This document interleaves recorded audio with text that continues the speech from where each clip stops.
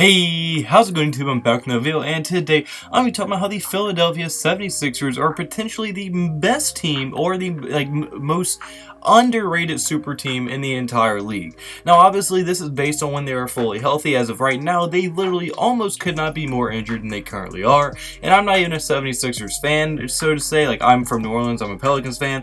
I just think that the 76ers are completely almost criminally underrated at this point of the season. Now, yes, their regular season is never that good. They're just not that good of a regular season team. But, I mean, to knock this team off in a 7-game series in a playoff format is going to be extremely hard. And I'm going to give some reasons in this video to why I think that and why they're one of the most underrated teams that literally nobody talks about. But yeah, and if you do like the video at any point, hit the like button and the subscribe button. It would mean the absolute world to me. Y'all been showing tons of support. But with all that out of the way, without further ado, let's get right into this video. Alright, so the first thing we're getting into is going to be their starting five is one of the best in the entire league. Now, I mean, look at their starting five when they were healthy in the regular season. It consists of Ben Simmons, Josh Richardson, Glenn Robinson III, Tobias Harris, and Joel Embiid. And this is when they're fully healthy. And now when they go into the playoffs, I would not be surprised at all if we see them go Joel Embiid, Al Horford, or Al Horford, Joel Embiid, Josh Richardson, Tobias, some variation of their actual best five. Because I think there's no doubt that Al Horford, although taking a big step back from what he once was with the Celtics, just due to his age and everything, he is still a better player than Glenn Robinson III, despite him being pretty good offensively, which Robinson is, credit to him. But Al Horford's just a more experienced, better player as of right now. So I think Al Horford will pretty much be either a six-man that gets more minutes than Glenn Robinson, or they're just going to start him outright. And I mean, that's only because of how much more experience he has, and like I said, he's probably more of a talented player right now, and you would just trust him in the playoffs a lot more than you would Glenn Robinson at this point. But I mean, even if you do go with the starting lineup that they currently have for the regular season, that has Al Horford coming off the bench, that still starting lineup is very dangerous, as you have Ben Simmons, who can literally guard every position on the court. Yes, he's a point guard, but he's a more than capable physically and just skill-wise at guarding everybody on the court, and he can also score on every position on the court as well.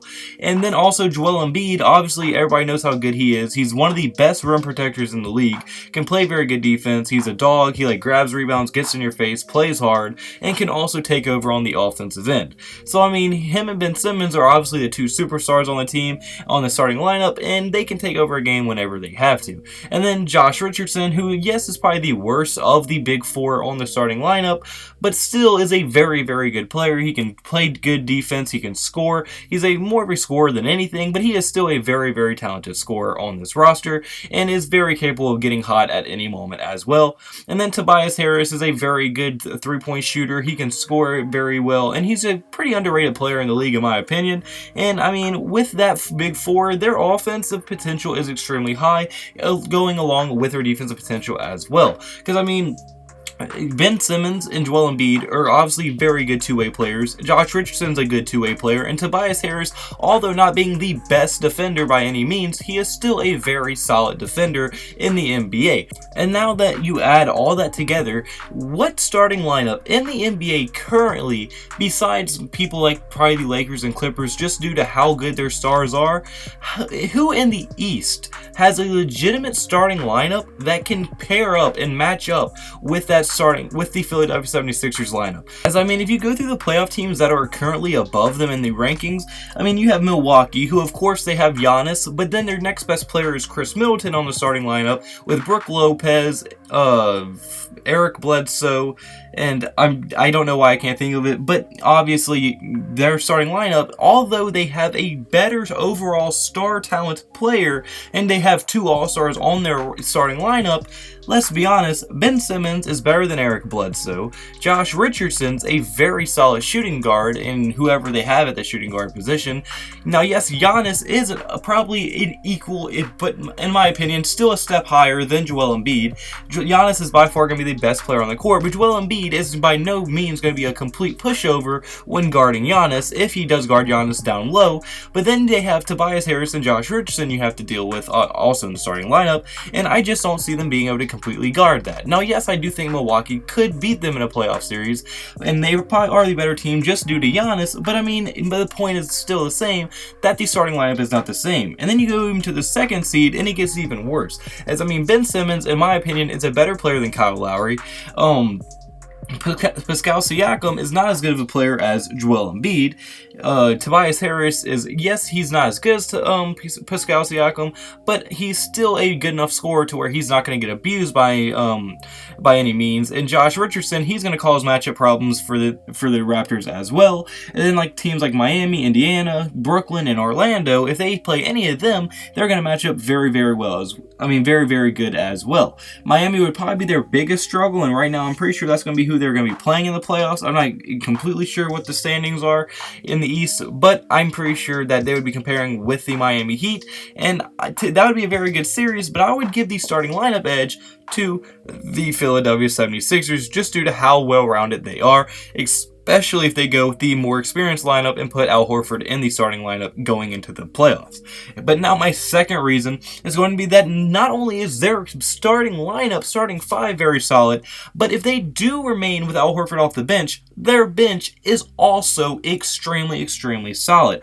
As I mean, you have players like Al Horford, Matisse Thybulle, Alec Burks, and Shake Milton. Now, those are no big name players, and you probably honestly don't know them if you're not at least not a casual fan. Like, you have to be a little bit more than a casual fan probably to know all those players. But Al Horford, now although he did get some flack because he got older, he fell off a little bit, he's still very solid off the bench. He can still get you like 15, 12 points any given night. And I mean, in the playoffs, he'll probably play even better because he's going to be more experienced than a lot of guys. So I expect Al Horford to be able to contribute a lot for them in the playoffs.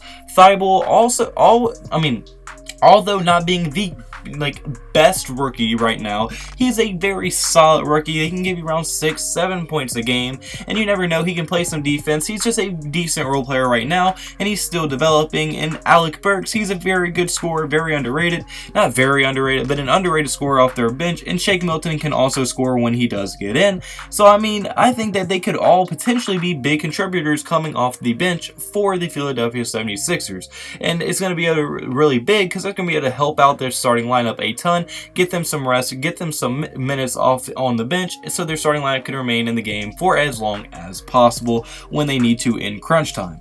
But now my third reason is going to be that they have 4 guys who can literally take over the game. This kind of ties into the first reason, but I mean, not many teams have 4 guys on the roster that can just completely take over. Now, obviously, you know Ben Simmons, Joel Embiid, they can go out and get you 30, 40 points any given night and take over on the defensive end as well. But Tobias Harris and Josh Richardson are just as capable of catching absolute fire on offense on any given night. And I mean, if Josh Richardson or Tobias Harris get in a zone, it is going to be very, very hard to deal with a Ben Simmons, Joel Embiid, Josh Richardson, and Tobias Harris starting lineup. So even if 2 of those guys are on, it's going to be very hard to deal with them. Let all 4 of them get in a groove one night, you cannot beat them. And even if only one of them are in a groove, well, then you still have a chance of winning if you're the 76ers due to how talented your starting lineup is. So yeah, but unfortunately, guys, that's me for this video. So comment below, do you agree with me? Do you think the 76ers are very underrated, or do you think I'm overreacting and they're not that good? I want to hear all your thoughts in the comment section below. And if you did like the video at any point, hit the like button and subscribe button. It would mean the absolute word to me. Have a blessed day. Could I have a blessed day? So you need to have a blessed day. See you in the next video. Goodbye. Boo. Blah.